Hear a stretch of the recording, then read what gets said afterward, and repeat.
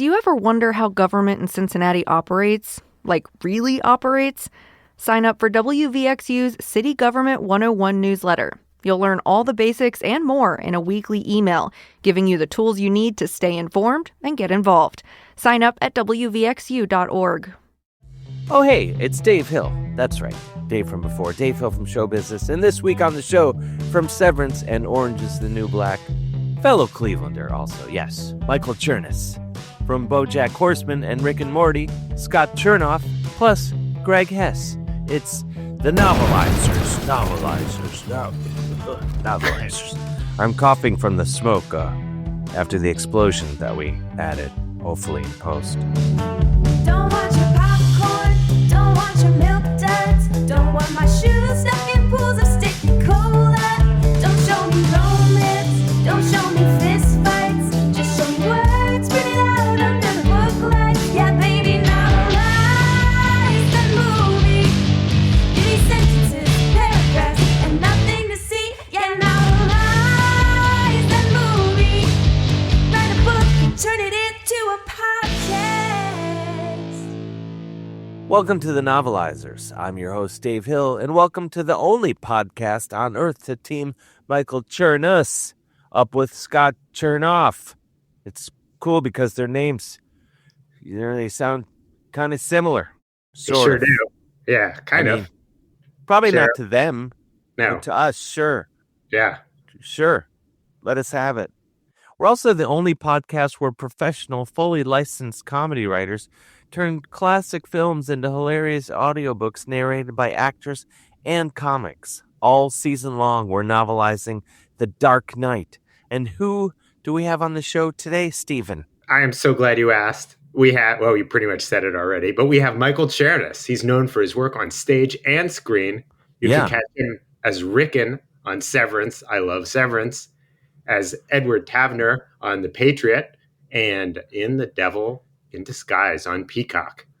Scott Chernoff, he's a writer and performer who's known for his work on BoJack Horseman and Rick and Morty and the show Conan. Maybe you've heard of it, starring Conan O'Brien. Yeah, Conan O'Brien, the talk show host. Yeah, pretty rich resume there. Oh, yeah. And then Greg Hess, he's an improviser, a founding member of the Cook County Social Club. I think that's an improv troupe. Sure. And he performs at the UCB Theater and co-creator of the podcast Mega. Where are we in the story?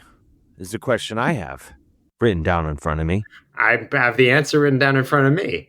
Batman stops Harvey from killing Gordon's family. Phew! Batman tells Gordon that he will take the blame for Harvey's deeds so that Gotham still has a hero. And we have a hero on the Novelizers, Dave, today. Who is it?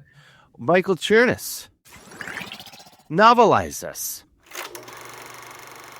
The Novelizers presents The Dark Knight, Chapter 23, Dented Justice, novelized by Scott Chernoff, narrated by Michael Chernus. The night was dark, which, to be fair, is pretty standard for that time of day, but still felt worth noting. I mean, I guess it's not standard if we're talking about, say, Alaska, land of the midnight sun, but there are no superheroes in Alaska, nor supervillains. Most of the crime there involves either land management deals gone awry, unpaid child support, or drunken sled dogs out for a good time. No, we're talking about Gotham City, the town so dark and gritty, they made a whole TV series about it that didn't even feature Batman. In fact, in the year of our Lord 2019, before the plague times, our once glorious nation boasted no fewer than 3 TV series and 1 feature film, all set in the Batman universe, but none of which actually featured Batman. Hell, one was just the origin story of Batman's butler. It's true. Alfred, the butler, got his own show. That's how dark and cool Gotham City is. But our story actually has Batman, so we better get back to it, and fast, before Harvey Dent kills a kid. Now, where were we? Right. It was a dark night. Oh, wait a second. I hear it now, Dark Knight. Okay. My bad. Was that on purpose? Anyway, so it was night, and let's just say not particularly bright out. Partly cloudy. Wind chill of 65 degrees. Commissioner Gordon arrived at the scene of Rachel's killing, an abandoned warehouse or construction site. It doesn't really matter which. We all know these stories always end up somewhere like that. It's the natural order of things, and it will be respected. "Dent!" Gordon yelled, but no one answered, so he leisurely headed up the staircase. Then, with increasing urgency, he ran headstrong into the darkness. Which, by the way, would be a good subtitle for the next Batman movie, Into the Darkness. Or even Batman Headstrong into the Darkness. Or is that too Spider-Verse-y? Send your opinions to novelizers at novelizers.nov. Suddenly, Gordon ran smack into a sucker punch from Harvey Dent, despite Gordon being a trained, experienced cop who knew Dent would be there lying in wait and ostensibly should have been able to handle himself in this type of situation. But Gordon was a frail man, and his mustache, which totally made his character, sadly impacted his spatial awareness. So he was easily felled, right in front of his wife and kids, which had to be pretty humiliating, considering just a couple days ago Dent was nothing but a pretty boy politician with no fighting chops whatsoever. But now Dent was Two-Face. And when you become a bad guy, you get strong. That's just how it works in Gotham. You'd know that if you watched the show about the town, but you didn't, and now it's canceled, just like the Alfred show, Lady Batman, and Harvey Dent's once promising future. "This is where they brought her, Gordon," Dent bellowed, "after your men handed her over." "Aha!" Gordon replied. "See, you just said it right there. That wasn't me, that was my men. So your quarrel was with them, not me. Not Jimmy Gordon, professional good guy. Plus, the main one of my men, as you called them, was actually a woman, right? So what does that say about you? Sexist much?" Listen, what's really important here is that now we know they weren't really my men and woman because they were all secretly working for the Joker. So I think we can chalk this whole thing up as one big, wacky misunderstanding. Dent was shamed. As a slick politician, he should have known to use gender-neutral pronouns. Nevertheless, he persisted. Because he was no longer only a slick politician. Sure, that's what he still was on the right side of his face, but on the left side, he had become pure evil. And that 50% of his face was 100% DTFSU. Down to fuck shit up. "This is where she died," the evil side of Dent's face reminded Gordon. "Right here, in this exact spot, I assume. I don't know for sure, though. This just seems like a good space for it. I'm getting big murder vibes." Gordon was annoyed. The nerve of this guy, he told the camera during one of his many talking head confessionals, like on The Office. He's going to tell me where his girlfriend died? He wasn't even there. I mean, hello, I'm a pretty good cop. They just made me commissioner, and this is like the signature case of my career. I think I remember where what's-her-name died, duh. But he didn't say any of that to Dent. Instead, Jim simply offered, "I tried to save her." "But you didn't," Harvey retorted, making it clear that he placed the blame for the murder of the love of his life squarely at the feet of someone other than the guy who actually killed her, which is like a weird psychological thing that happens sometimes, according to this one podcast I heard about. Gordon had a lot of feeble excuses for why he couldn't save Rachel, like the fact that she blew up before he could enter the building, but Two-Face wasn't having any of it. Gun drawn, Harvey insisted, "You wouldn't dare try to justify yourself if you knew what I lost." But Gordon disagreed. "Well, actually, Harvey," he said, "I do know what you lost. Your girlfriend, your sense of self, and half your face. You should really get that looked at. The doctor offered you skin grafts, remember, and you just stormed out of the room, which was really rude and, frankly, pretty weird and kind of overdramatic. He'll rebuild your face, Harvey. He's a really good doctor. For God's sake, the man changed Rachel from Katie Holmes to Maggie Gyllenhaal like it was nothing. It's amazing what they can do nowadays. So again, you can't blame me for the face thing if you're just going to ignore the offer to fix it. Seriously, dude, you're going to leave it that way? And then whine about it? That part is your choice. The Rachel dying thing, okay, sure, let's say that's on me. But the face, all you. You own that now. And by the way, it's not too late. I talked to the doctor, his offer still stands. And before you ask, yes, it's covered by your insurance. Mostly. Not the anesthesiologist, she's out of network. You know how it is. But still, get the face surgery, Harvey. And while you're at it, maybe plump up those lips. You look super sexy, trust me. Dent wasn't listening. He was still really peeved about having to tell Rachel everything was going to be all right when he knew one of them was about to die. Which, okay, that's a legit thing to be angry about. But also, is it? Of all the horror that went down that day, that is the sole aspect Two-Face fixated on? He wasn't mad about Rachel dying so much as how it affected him.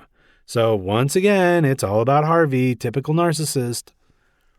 And now, Dent was hell-bent on making Jim Gordon experience the same terror he did. He had Gordon's wife and kids and vowed to kill one because his twisted sense of justice now demanded it. Also because Joker, the actual killer, didn't have any family to threaten anyway, and let's face it, Joker could probably kick Dent's ass, so the Gordon kid would have to do. Negating any sympathy we had for him after losing his girlfriend and half his face, Dent put his gun to Gordon's young son's head. Terrorizing and possibly murdering a child, it was not a good look for Harvey. Up until this point, he still had my vote, but now I'm not sure if he deserves re-election. Then again, voting for a supervillain to be district attorney would totally own the libs, so maybe I will, just to send a message. Anyway, Gordon was desperate to save his son, so he offered up a full-throated apology, taking responsibility for Rachel's death, despite the fact that, as we've clearly established, it was not even remotely his fault. But before he could see if the tactic worked, Gordon was interrupted by the barking of police dogs. "You brought your cops?" Dent whined. "No fair." "Well, you're DA, Harvey, so doesn't that make them our cops?" Gordon retorted, blowing Dent's mind. "Put the gun down and you have nothing to fear, Harvey. Our cops are dedicated public servants. Except for the vast majority of them, who turned out to be crooked and working for either the mob or the Joker.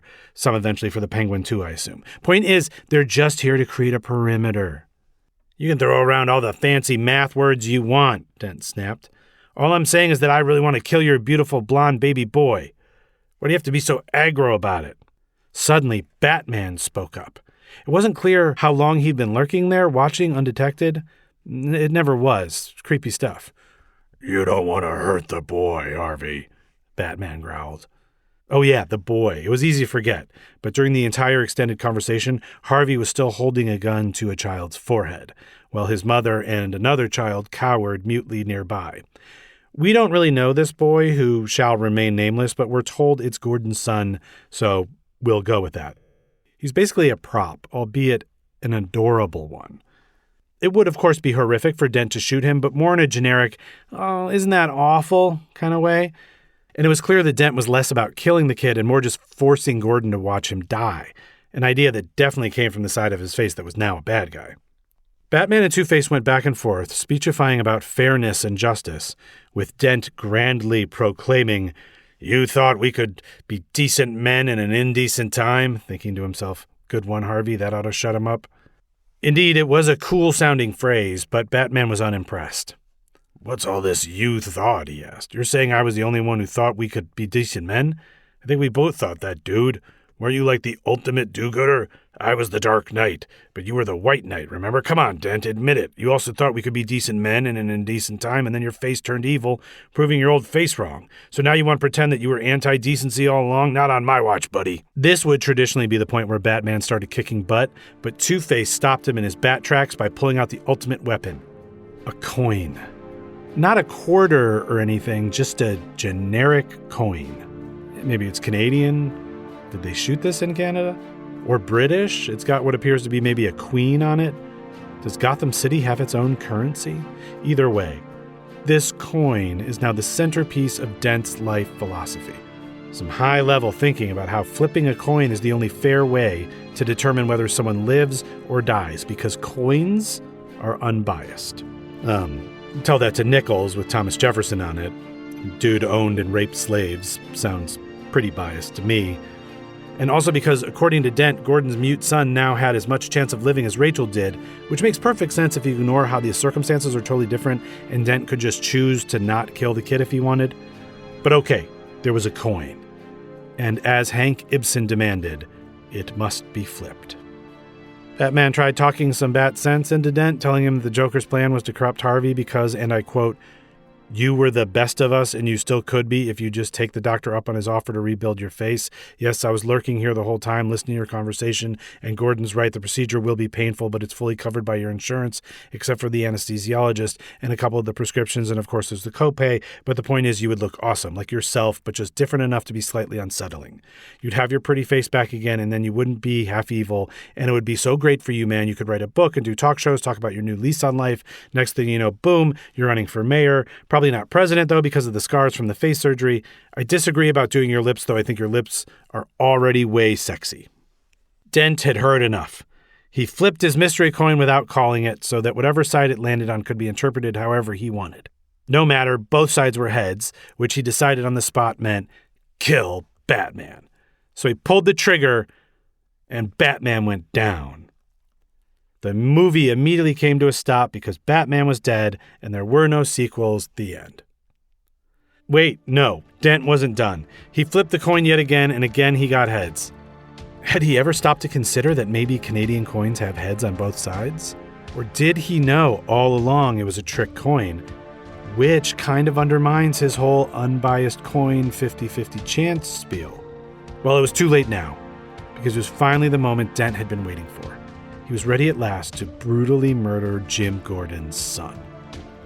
And he would have done it too if he hadn't paused first to milk the moment by telling Gordon to lie to the boy that he'd be okay, the same way Dent chose, and we can use the word chose here deliberately as a total diss on Dent, chose to lie to Rachel. And it was in that very moment of milking that Batman, who Dent should have known is basically unkillable, tackled him from the side, grunting like an animal. Let's say like a bat, if bats grunt. But if not, then let's not. In the tussle, Dent dropped his coin, rendering himself powerless, and he fell out of the building to his death. The nameless boy also tumbled out and into the darkness. But, come on. They were never really going to kill off the kid, and Batman, of course, saved him. Dangling off the ledge by one hand, the Caped Crusader held the boy in the other before passing him back up to his dad. But Batman, who earlier in our story appeared to possess superhuman acrobatic abilities, couldn't figure out how to hang on, and like an idiot, fell to the ground for his second fake-out death. Gordon rushed downstairs to find that Batman was, of course, still alive, because this is a trilogy after all, and helped him to his feet. "Thank you," a humble Gordon intoned. "You don't have to thank me," Batman replied. "Yes, I do," Gordon said. "Fine," Batman snapped. "But I'm not saying you're welcome. That's for losers." "Understood," Gordon replied with respect. "But the Joker won," Gordon lamented, bemoaning the fact that once Dent was revealed as a supervillain with a half-evil face, all the bad guys he'd prosecuted would be released and the people of Gotham would lose hope. It was then that Batman realized what he must do. Take the blame for Dent's misdeeds so that the people could maintain their hope. "I shot those people," he said. "Shot them dead, and I liked it. It was oddly satisfying. See what I'm doing, Gordon? I'm role-playing, practicing for later. Am I being believable? Should I make the motivation like a weird sex thing, or just keep it straight murder?" Wait, Gordon stammered. "You don't have to do this. After all, maybe people won't lose hope. I know I said they would, but I'm just throwing stuff out there. It's only one man's theory. Could easily be wrong. Just riffing here. That was totally off the top of my head. And I'm still pretty shaken up. It's been kind of a traumatic experience. So don't base this major life decision off my improv. Maybe the people won't really care." But Batman was undeterred. Once he was on his noble martyr kick, there was no stopping him. You know the type. "You either die a hero or live long enough to see yourself become the villain," Batman said. He'd heard it earlier and knew it made him sound pretty deep and could possibly be somehow merchandised. What does that even mean? Gordon pleaded. Does it have to be a binary choice, dying a hero or becoming a villain? Are those the only two options? How about being a hero and then staying generally heroic? Work for Yoda. Batman was, as usual, stoic. "I'm whatever Gotham needs me to be," he said. "Call it in." Okay, call in the concept that you're whatever the city needs you to be? Gordon asked. Generally, I call in a crime, not a statement of personal philosophy. Or were you saying that cool thing about being what Gotham needs you to be and then changing the subject and saying I should call in the crime you just made up of killing Dent? Because I can do either, but getting on the walkie and saying Batman will be whatever Gotham needs him to be, or Batman sends his best, that might seem kind of weird to dispatch. Nice, but weird. So probably you only meant the crime thing, right? There would be no answer. Gordon turned around, and the Dark Knight was gone, like a creep in the night. Thank you, Michael. We'll be back with way more Novelizers right after this. It's probably an ad of some sort. I don't know. Do you ever wonder how government in Cincinnati operates? Like, really operates? Sign up for WVXU's City Government 101 newsletter. You'll learn all the basics and more in a weekly email, giving you the tools you need to stay informed and get involved. Sign up at WVXU.org. It was an ad. You were right. Good, yeah. Because for religious reasons, I don't listen to the ads on the show. But you should. Well, I should. Other Not people you. should. Yeah. No, other people should. Other I was people talking to should, other yes. people. There, yeah. Anyway, we're back, and every week we talk to someone who actually worked on the film The Dark Knight. And this week is no exception. Let's hear that interview. Hey, everybody. Welcome to the interview portion of the Novelizers. I'm Kevin Carter here, and I am here today with Ray D. Dinkins, who was the child actor wrangler for the movie Dark Knight. Ray, how's it going today? Doing fine. Really happy to be here. Thanks for having me. Not a problem. For those who don't know, for our listeners, because I know everything, but for those who don't know, for the listeners, can you explain what a child actor wrangler is? Absolutely. A child actor wrangler basically is whenever a kid is going to set, from set, anything to do with keeping those kids on schedule, in line, getting them to and from where they need to be, learning their lines, everything that goes into getting the best possible performance out of a child actor. Mm-hmm. That is what a child actor wrangler does. Okay. Now, some people who is listening to this, the listeners, they Sure. may feel like everything you just said describes a parent. Yeah. So is there any difference between you and a parent when it can like why couldn't the parent just do what you just said? A few different reasons for that. One is, you've heard people use the term work wife. Mm-hmm. Well, I'm kind of like a work parent, and a lot of parents don't like really want to go to set. A lot of parents who have children in acting, honestly, shouldn't be parents. Just to speak very bluntly, they're not great people. Anybody who's forcing their child into this level of maturation at the age that they, it's basically the last legal vestige of children working.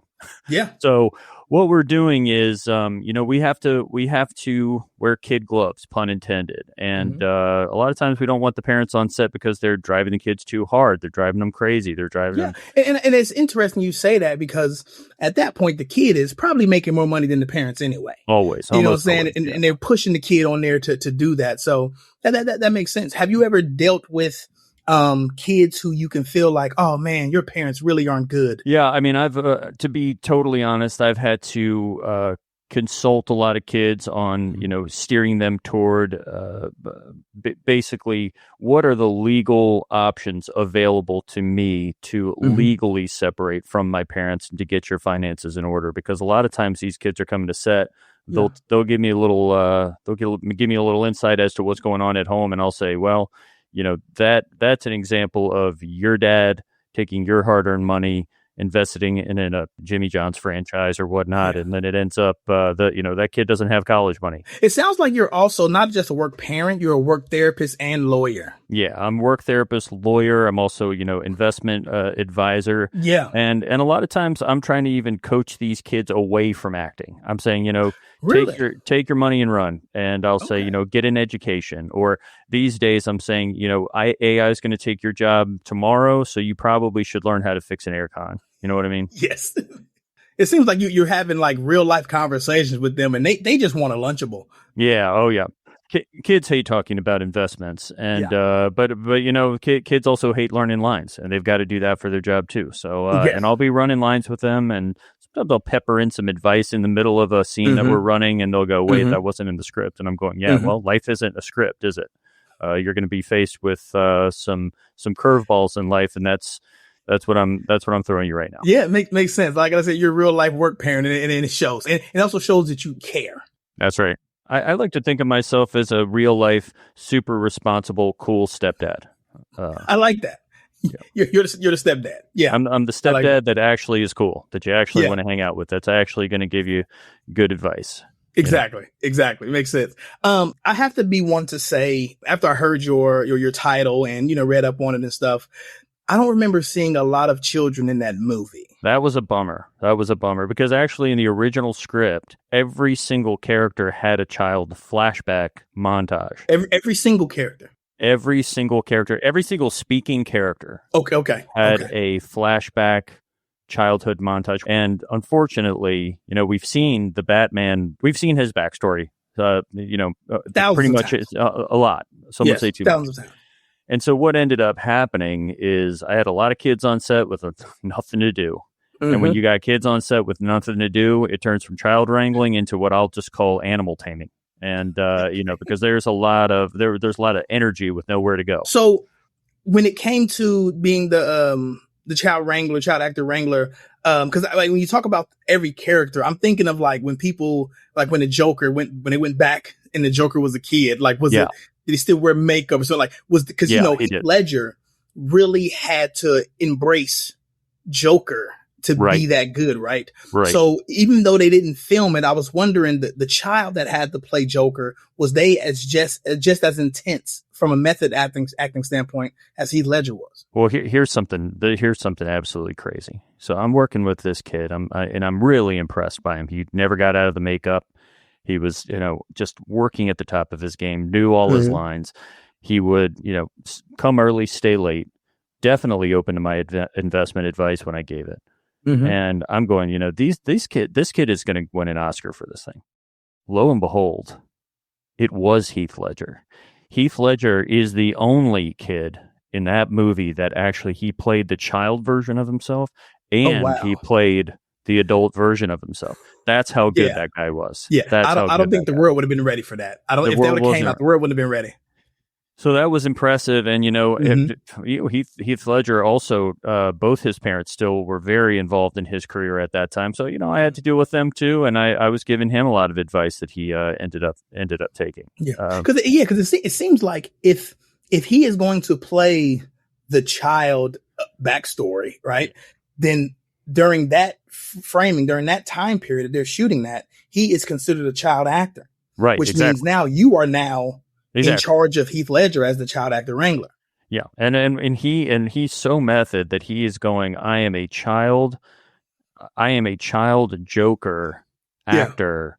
Yeah. And that between us, that was a lot to handle because, not only are you dealing with a kid that didn't have a great home life, you're dealing with a kid that first time he killed was when he was 8 or 9 years old. So then, and then to bring that energy into Crafty or whatever, to the trailer, that is going to be intense for, for me, for him, everybody around. Yeah. Was it, I know you use the word intense. Was it scary? Were you worried at any point, or was everything fine from that end? You can't worry as part of my job. Worry takes a back seat. It's on my business card, and it's worry takes a back seat is on your business card? Worry takes a back seat. Kid rides up front, and cool. That's the kind of handling I'm going to be doing, because I'm going to say, we can take all those cares, put them in the back. When your kid's with me, they're going to be safe. They're going to be taken care of. And in the case of Heath Ledger, you're going to be sometimes have to be restrained and made sure that you don't actually hurt anybody until you get in front of the lens, which is what that was his job at the time. Exactly. So because I hear the passion in your job, right? I hear the passion, how serious you take your job. What got you into this field? What happened in your life where you said, you know what, I think this is something I can do? Well, I was before I was in the military for many years. And I don't like to bring this up a whole lot, but there's a whole branch of the military that is basically what I do, except in this case, it's with animals. The military uses animals for all manner of things, including, well, you probably are aware, bomb sniffing dogs. Yes. Monkeys who, have to test out various craft before they're ready for humans. We have dolphins that we, put cameras on their back and send them to God knows where. So I was dealing with this kind of energy early on, because as we all know, and I believe this, humans are just animals, and I believe that we're 100% a part of the animal kingdom, and that consciousness and acting is not limited to us. Believe me, animals are excellent actors. So I spent a long career in the military just keeping the animals in line, and then the natural segue after my second wife left me into this. So, I know a lot of people didn't know that The Dark Knight was going to be this big of a movie, right? Yeah. Oh, I thought it was an indie flick. When I signed on. Thought it was an indie flick, and that's mostly the types of movies that I like to work on: art house indie flicks. I worked on Little Miss Sunshine, great example. Loved working on that film, and so when I heard Dark Knight, I thought this was going to be. I had no idea it was Batman at first because I didn't even know that was his nickname. I thought this was going to be a period piece, and something like The Tudors. And but lo and behold, it's not about knights. It's about a guy who can see in the dark. And the crazy part is, like, I agree. When I heard Dark Knight, I thought it was a medieval piece, but it was led by a black man. I thought the black man was going to be, the lead actor in this situation. Good. Yeah, because it said Dark Knight. So we both were bamboozled in that that's situation. Right. That's right. And but you're aware, once you sign on to a project, you're not going to sign off.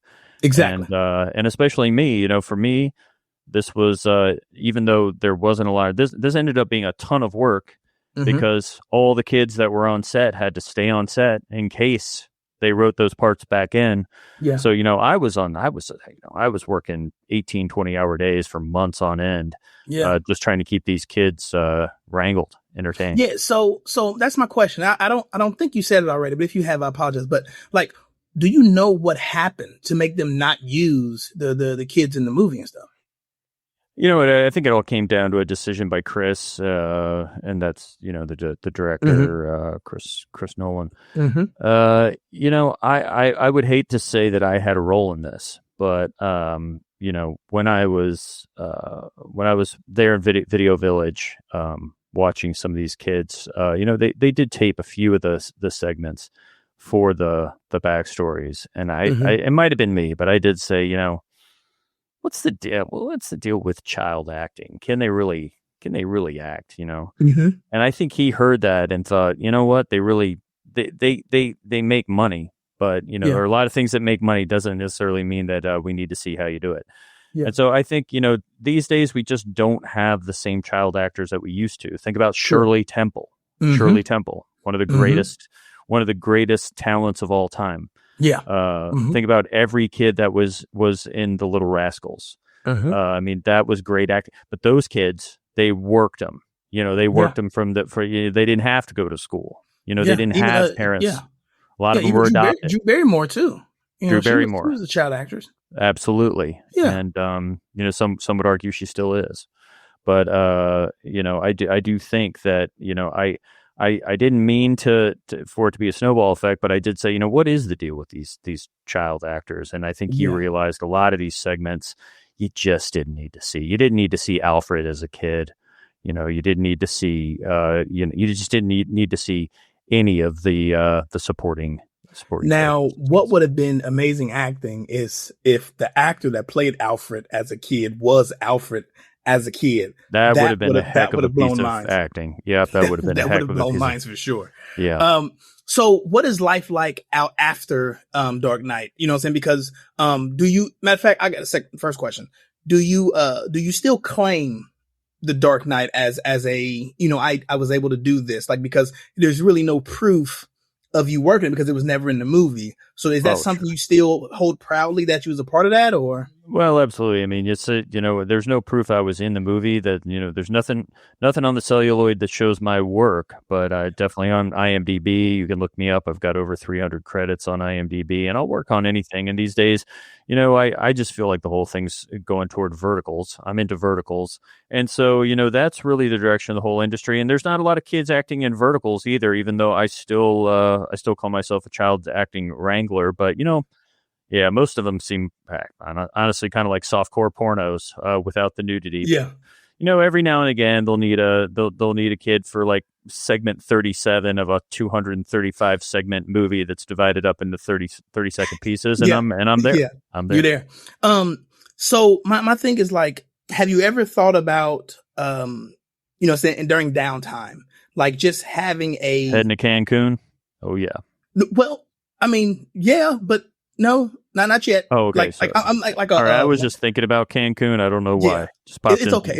into my head sometimes. It's okay. I'm thinking like a brick and mortar setup where you can just watch all the child actors in one place, and like the parents would drop them off at this establishment, and you would watch the kids all the time. And that's a heck of an idea right there. Let's just build a brick and mortar out in the valley somewhere. Drop your kid off. They can stay here from 8 a.m. to 3-4. We'll even put some desks in there. It can teach exactly classes. We'll have stuff for them to climb on, and heck, we'll even hire a few other wranglers to keep them in line. I think it's a great idea. Exactly. And like I said, just like nice little area for them to play around in the back. You'll provide lunch. Well, yeah, we'll give them lunch. Like that. Well, we'll give some of them lunch if it's we'll have a program if they if they want to pay extra, or if they if they haven't quite made it as far in their career that they can afford it yet. Yes. Maybe we'll have a stipend that they can get. But I do think that that's a great idea. Honestly, great idea. Yeah, and like I said, if you need help, what I'm saying, with the layout and everything like that, I've been pretty good at coming up with ideas. I can't do anything, but I'm a great idea guy. Yeah, I love it. I love it. Hey, every good idea starts with an idea guy, and yes, I like that. And usually, if it's an idea gal, the guy takes credit for it. Am I right? I like that. So before we go, I always ask everybody this: if there is somebody out in the world who wants to get into the field of child actor wrangling, sure. What would you say to them for motivation or anything like that? What would you say to somebody that wants to do what you do? Well, I would say have a kid first and see if, use the kid as an example of, can I handle this? Can I hang with the type of attention that this job would demand? In fact, and if you think you can, have 2 kids. Then you're going, hey, this is almost like being on set. I got this one kid I'm trying to get to set. I got this one kid I'm trying to get to crafty or into makeup and into hair.